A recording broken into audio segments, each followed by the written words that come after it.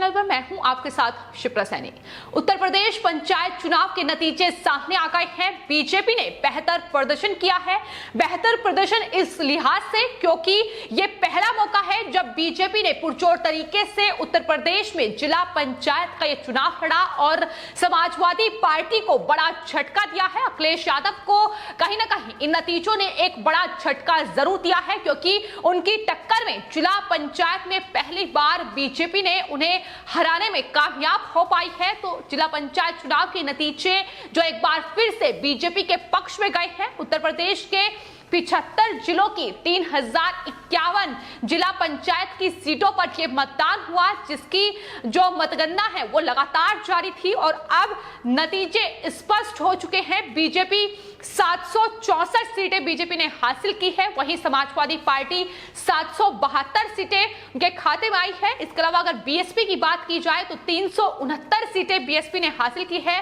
Congress party महज 80 सीटों पर सिमट कर रह गई है। निर्दलीय की अगर बात की जाए तो ज्यादा सीटों पर निर्दलीय ने जरूर कब्जा जमाया है, 1075 सीटें हासिल की हैं। आपको बता दें जो नतीजे सामने आया है उसमें भले ही निर्दलीय जो थे वो सभी दलों पर भारी पड़े, लेकिन अगर राजनीतिक दलों की बात की जाए तो राजनीतिक दलों द्वारा समर्थित जो उम्मीदवार थे उसमें बीजेपी सबसे आगे रही है। बीजेपी के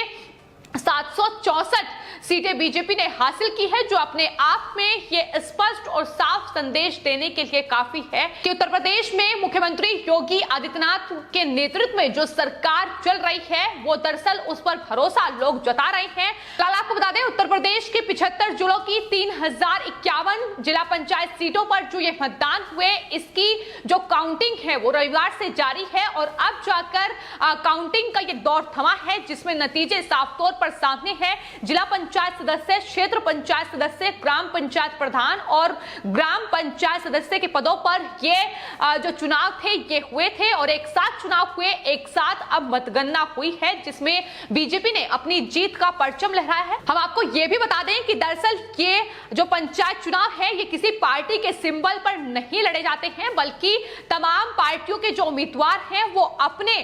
सिंबल पर ये चुनाव लड़ते हैं। तो ऐसे में किसी पार्टी का खास कोई योगदान इन चुनावों में नहीं होता है। जाहिर तौर पर जब सिंबल के जरिए ही लोग किसी पार्टी की पहचान कर पाते हैं, लेकिन इसके बावजूद भी बीजेपी को कहीं ना कहीं एक अच्छी बढ़त जो है वो इस जिला पंचायत में मिली है। जिस तरीके से प्रदर्शन किया गया है और समाजवादी पार्टी का अभी तक इन जिला पंचायत चुनाव में दबदबा रहा। समाजवादी पार्टी शुरू से ही पुरजोर तरीके से इन चुनाव में हिस्सा कहीं ना कहीं बनती नजर आई है, लेकिन ये पहली बार है जब बीजेपी ने इस तरीके से समाजवादी पार्टी और उनके जो प्रमुख हैं अखिलेश यादव उन्हें पटकनी देने में कामयाब हो पाई है। वहीं अगर जिला पंचायत चुनाव के नतीजों की बात की जाए तो पश्चिमी यूपी में जो मतदान है वो बीजेपी के पक्ष में गया है और ये साफ तौर पर किसान नेता राकेश टिकैत को संदेश देने के लिए काफी है कि जिस तरीके से लोगों को और खास तौर पर वहां के किसानों को बरगलाने की कोशिश राकेश टिकैत ने की थी,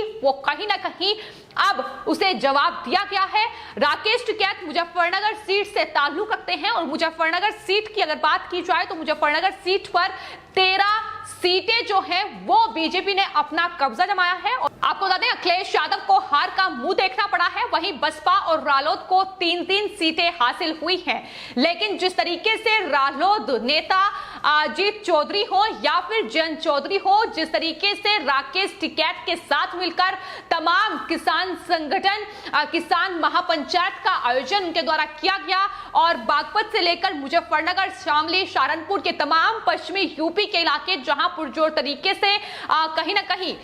इस पूरे माहौल को बनाने की कोशिश की गई, लेकिन उन्हें भी एक बड़ा झटका लगा है। जिस तरीके से ये मुजफ्फरनगर सीट पर तमाम जो नतीजे सामने आए हैं, 13 सीटें बीजेपी ने हासिल की है और लोग ये साफ तौर पर कह रहे हैं कि दरअसल ये संजीव बालियान की बदौलत ही हो पाया है। मुजफ्फरनगर से सांसद हैं संजीव बालियान और हमने ये भी देखा है कि किस तरीके से जब किसान आंदोलन लगातार राजधानी दिल्ली के बॉर्डर्स पर चल रहा था तो वहां राकेश टिकैत के भाई नरेश टिकैत जो कि भारतीय किसान यूनियन के नेता भी हैं, उनकी तरफ से वहां की जो स्थानीय लोग हैं उन्हें बरगलाने की कोशिश कोशिश की गई। उन्होंने कहा कि दरअसल बीजेपी के जो तमाम नेता हैं उनका विरोध किया जाए, यहां तक कि संजीव बालियान का विरोध भी जताया गया। किस तरीके से वहां संजीव बालियान पर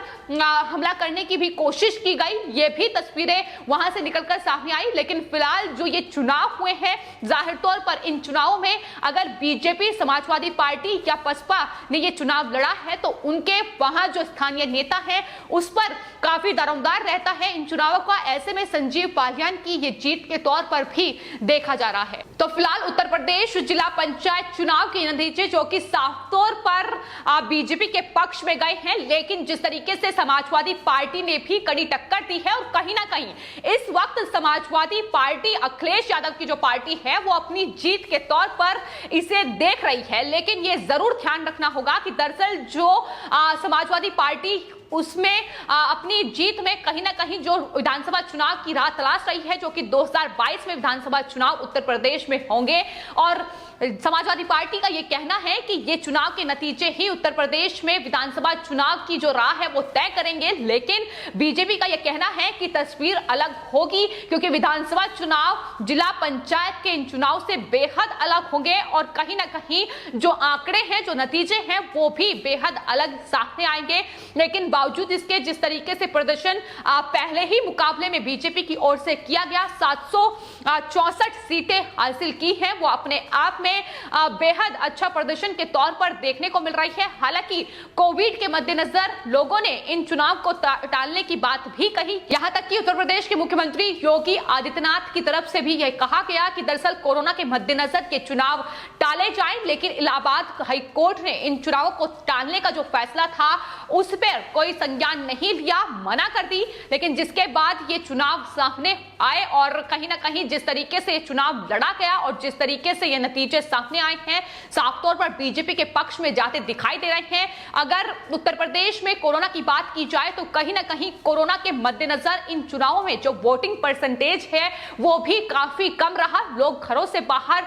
वोटिंग के लिए नहीं निकले और यही वजह मानी भी जा रही है कि दरअसल कुछ सीटें जरूर बीजेपी की कम हुई है। लेकिन फिलहाल जिस तरीके से राकेश टिकैत और जाहिर तौर पर कांग्रेस पार्टी को भी इन चुनावों में बड़ा झटका लगता दिखाई दे रहा है। कुल 80 सीटें हासिल कर पाई है कांग्रेस पार्टी, जो कि अपने आप में कांग्रेस पार्टी के लिए एक चिंताजनक स्थिति है, क्योंकि प्रियंका गांधी वाड्रा की ओर से राकेश टिकैत के साथ मिलकर तमाम रणनीति अपनाई गई। तमाम किसान महापंचायतों में पहुंचकर वहां किसानों को साधने की कोशिश की गई, लेकिन पश्चिमी यूपी का किसान हो या फिर वहां की आम जनता हो, एक साफ और स्पष्ट संदेश राकेश टिकैत, प्रियंका गांधी वाड्रा, अखिलेश यादव जैसे नेताओं को दे दिया है कि दरअसल अगर इस तरीके से किसानों को मोहरा बनाकर राजनीति की जाएगी तो उसका कड़ा और साफ संदेश दिया जाएगा। तो फिलहाल जिला पंचायत उत्तर प्रदेश चुनाव के जो ये नतीजे हैं ये साफ तौर पर बता रहे हैं कि उत्तर प्रदेश में जिस तरीके से बीजेपी लगातार कार्य कर रही है और जिस तरीके से कोरोना के मद्देनजर भी लगातार उत्तर प्रदेश के मुख्यमंत्री योगी आदित्यनाथ लगातार कार्यरत हैं और लगातार टीम 11 के साथ संपर्क में हैं, तमाम अस्पतालों का दौरा कर रहे हैं। यही उनकी कार्यशैली है जिसे लोग जाहिर तौर पर पसंद करते हैं। लेकिन दूसरी सबसे बड़ी वजह यह भी है कि उत्तर प्रदेश में जिस तरीके से समाजवादी पार्टी के शासन में उत्तर प्रदेश में गुंडागर्दी और कहीं ना कहीं तमाम हिंसा का माहौल देखने को मिला, अब एक अलग उत्तर प्रदेश लोगों ने देखा है और शायद यही वजह है कि ये साफ तौर पर और कड़ा संदेश अपनी वोट के जरिए दिया गया है, जिसमें बीजेपी ने जीत हासिल की है। लेकिन 2022 विधानसभा चुनाव के अभी करीब हैं, ऐसे में उत्तर प्रदेश में आखिर आने वाले वक्त में क्या समीकरण होंगे ये देखना होगा। लेकिन फिलहाल उत्तर प्रदेश के पंचायत चुनाव में बीजेपी के पक्ष में अगर ये वोट आए हैं तो जाहिर तौर पर उत्तर प्रदेश विधानसभा चुनाव में बीजेपी को बेहतर प्रदर्शन की उम्मीद जरूर है। उनका साफ तौर पर यह कहना है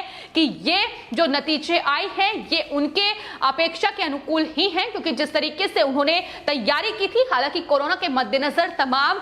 जो रैलियां थी वो नहीं हो पाई, तमाम जो चुनाव प्रचार था वो सही तरीके से नहीं हो पाया, लेकिन बावजूद इसके फिर भी बीजेपी ने ये पहला मुकाबला लड़ा है और इसे जीता भी है। और उत्तर प्रदेश की जनता ने उत्तर प्रदेश के मुख्यमंत्री योगी आदित्यनाथ के नेतृत्व पर भरोसा भी जताया है। तो फिलहाल उत्तर प्रदेश के पश्चिमी यूपी में जो नतीजे सामने आए हैं वो किसान नेता खुद को जो कहते हैं राकेश टिकैत, उनके लिए एक साफ और स्पष्ट संदेश देने के लिए काफी है कि अगर इस तरीके से किसानों को मोहरा बनाकर वो राजनीति करेंगे और आने वाले वक्त में 2022 विधानसभा चुनाव की तैयारियां करेंगे, तो इस तरीके से आने वाले वक्त में भी विधानसभा चुनाव में इस तरीके का ही संदेश उन्हें दिया जाएगा। फिलहाल आपकी इस पूरे मामले पर क्या राय है, हमें कमेंट बॉक्स में जरूर लिखें और चैनल को सब्सक्राइब करें। धन्यवाद।